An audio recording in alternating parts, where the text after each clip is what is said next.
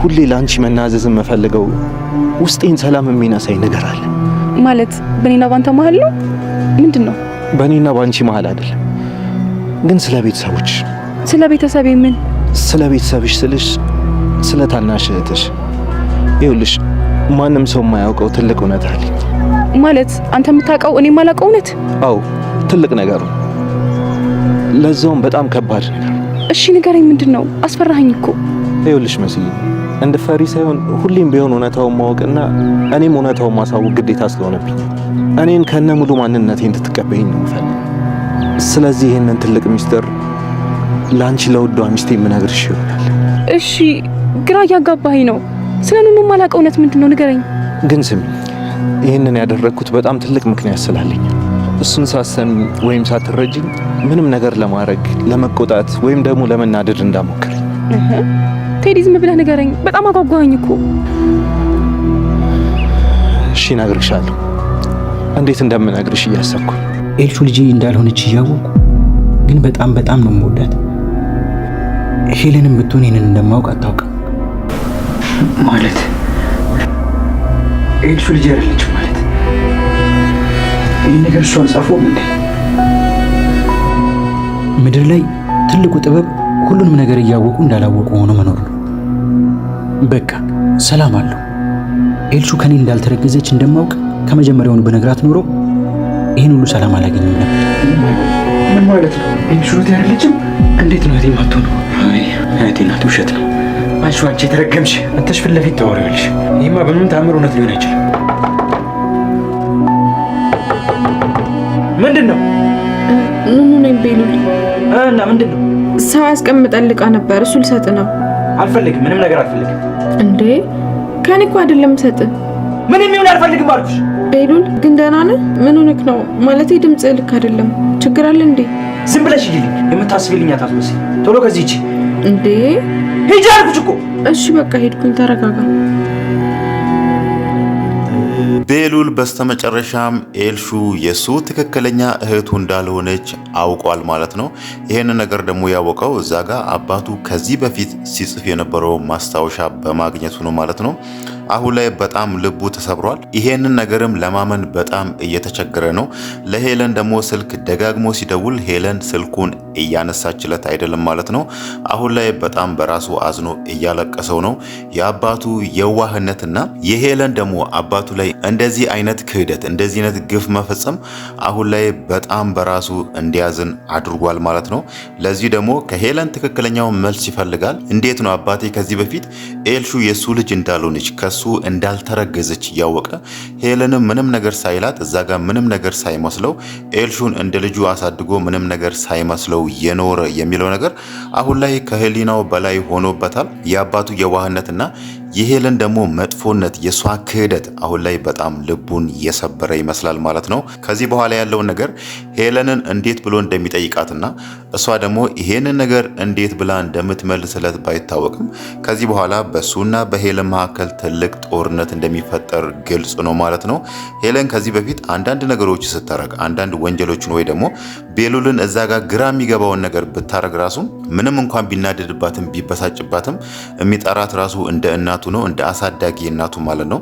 ከዚህ በኋላ ምናልባት ያንን ክብር ራሱ ላይሰጣት ይችላል ማለት ነው። አባቴን እንደዚህ አድርጋ እንደዚህ አይነት ክህደት አባቴ ላይ ፈጽማ እሷን እንደ እናቴ ማየት የለብኝም በሚለው ማለት ነው። እናም ደግሞ አሁን ላይ ኤልሹ ራሱ ያንን ነገር ታውቃለች ወይስ አታውቅም የሚለው ነገር ራሱ ያስጨነቀው ይመስላል።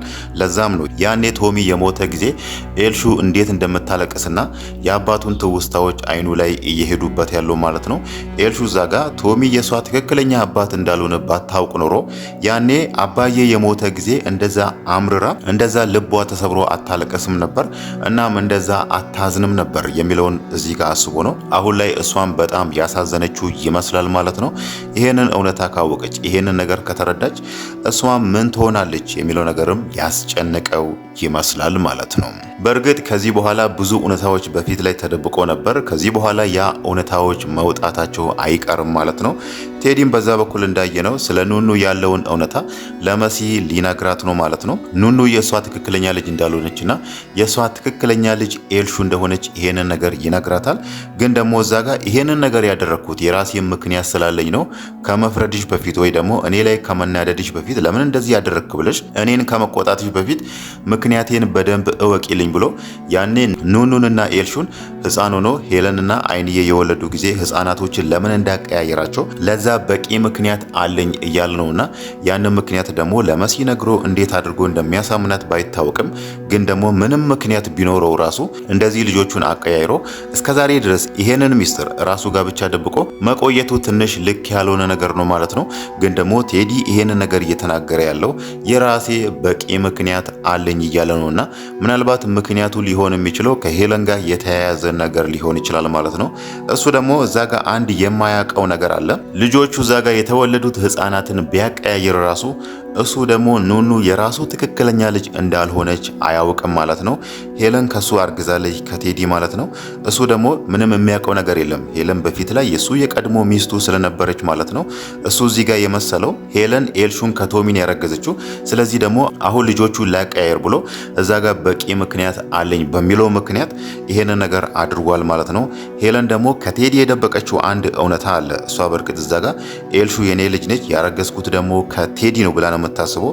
ያው እሷ ያረገዘችው ኑኑን ያረገዘችው ኑኑን ያረገዘችው ደግሞ ከቴዲ ነው ማለት ነው። እሱ ደግሞ ይሄን እውነታ ሲረዳ ይሄ የተደበቀውን ነገር ሲረዳ ምን ሊል እንደሚችል መገመት አይቻልም ማለት ነው።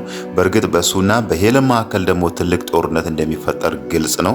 ሄለን ያው መጀመሪያ ላይ ከቴዲ ጋር ነበረች። ከዛም በኋላ ነው ቶሚ ሀብታም ስለሆነ ብር ስላለው እሱ ለንብረት ብላ ያገባችውና ከጊዜ በኋላ ደግሞ ቶሚን ከመንገድ ላይ ዞር አድርጋ ያለው ንብረት ላይ እሷ ብቻ የበላይ ሆና ንብረቶቹ ለራሷ ብቻ ማድረግ ትፈልግ ነበር ማለት ነው።